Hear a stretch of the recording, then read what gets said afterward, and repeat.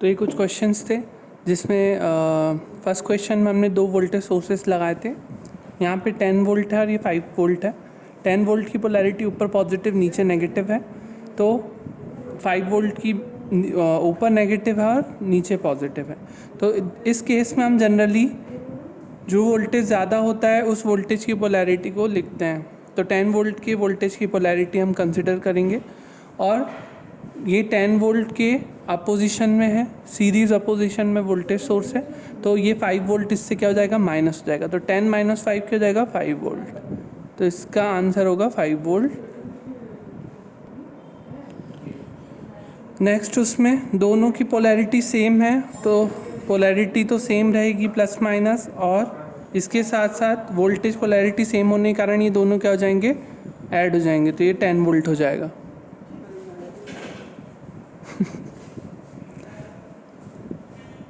इसमें voltage polarity minus वाली की ज़्यादा है तो माइनस वाली की ऊपर आएगी, माइनस प्लस, और 6 वोल्ट और 3 वोल्ट। अब ये 6 वोल्ट की पोलैरिटी ये है, उसके हिसाब से ये जो है उसके अपोजिट पोलैरिटी के साथ है, तो 6 - 3 का जाएगा 3 वोल्ट। एंड फोर्थ वाले में ये देख रहे हैं आप, मैंने आपको बताया था अगर किसी वोल्टेज सोर्स के पैरेलल में रेजिस्टेंस लगा हो तो उससे कोई फ़र्क नहीं पड़ता, पैरेलली वोल्टेज क्या होता है, सेम। तो ये V वैल्यू क्या होगी, जनरली 10 वोल्ट ही। इस केस में भी यही होगा, पैरेलली इसके कुछ भी जुड़ा हो, V की वैल्यू क्या होगी यहाँ पे 7 वोल्ट। इस केस में भी यही होगा, V की वैल्यू यहाँ पे 4 वोल्ट होती जब ये हम प्लस की जगह यहाँ पे माइनस लिखते और यहाँ माइनस की जगह प्लस लिखते, तो ये V की वैल्यू हो जाती 4 वोल्ट। पर मैंने प्लस लिखा है ऊपर, नीचे माइनस लिखा है, तो यहाँ आएगी V की वैल्यू -4 वोल्ट। ये ध्यान रखें, ये माइनस प्लस है, ये प्लस माइनस है। तो अगर हम -+4 वोल्ट लिखते हैं और इसको हम इक्विवेलेंट में लिखते हैं plus minus 4 volt minus plus के साथ है, और ये मैंने क्या कर दिया, प्लस माइनस कर दिया, तो ये क्या हो जाएगी वैल्यू -4 वोल्ट। यहाँ पे एक बार और देख लें, ये -+4 वोल्ट, अगर इसको मैं इस पोलैरिटी के साथ लिखता हूँ प्लस माइनस में, तो ये हो जाएगा -4 वोल्ट। ये ध्यान रखें, ये इसके इक्विवेलेंट होगा। तो इस केस में इसका जो आंसर है वो होगा -4 वोल्ट, ना कि 4 वोल्ट, जो आप सभी लोगों ने गलत किया है ना। इस केस में करंट सोर्सेज हैं, I1 = 2 एम्पियर है, तो I2 क्या होगा, सीरीज़ में करंट हमेशा सेम होता है, तो I2 = भी 2 एम्पियर होगा।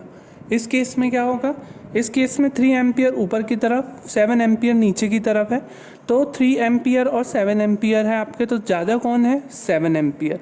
तो जैसे हम वोल्टेज सोर्सेस में करते थे इसमें भी वही करेंगे, तो 7 एम्पियर क्या हो जाएगा, नीचे की तरफ वाला 7 एम्पियर है तो उसकी पोलैरिटी आ जाएगी, और ये इसके अपोजिट में है तो 7 माइनस क्या हो जाएगा, 3, तो 7 - 3 क्या होगा, 4 एम्पियर विथ डाउनवर्ड पोलैरिटी। अगर इसी को हमको ऊपर लिखना हो तो क्या होगा, अगर इसी को हम इन केस अगर हम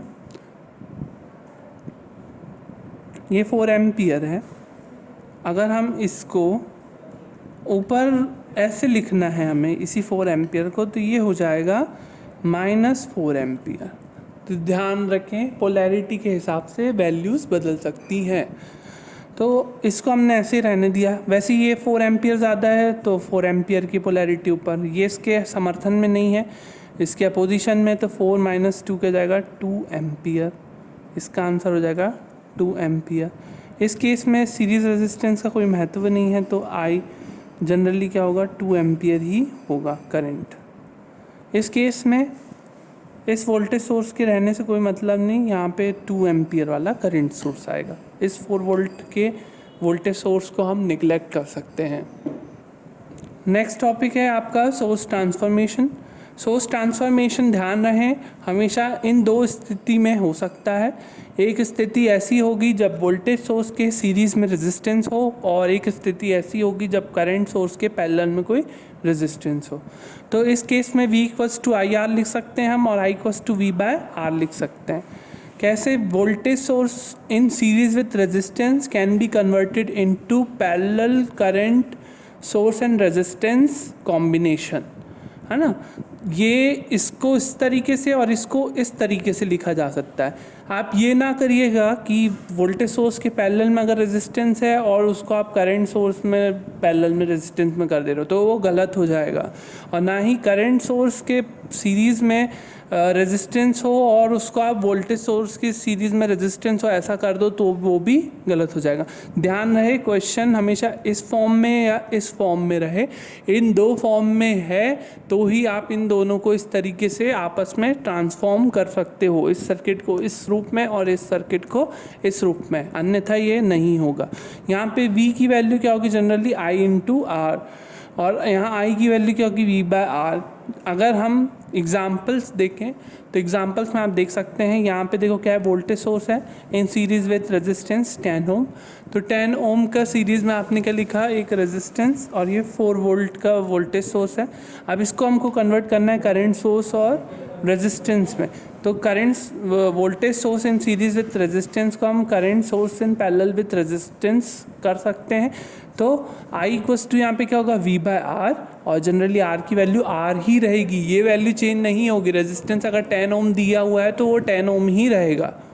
तो इस केस में I equals to V/R, V क्या है आपका 4 वोल्ट और R क्या है आपका 10, तो 4/10 इज 0.4। तो I की वैल्यू हो जाएगी 0.4 ampere in parallel with resistance R equals to 10 ohm. तो इस केस में हम इस voltage source in series with resistance को हम पैरेलल में 4.4 ampere in parallel with resistance 10 ohm में कन्वर्ट कर सकते हैं।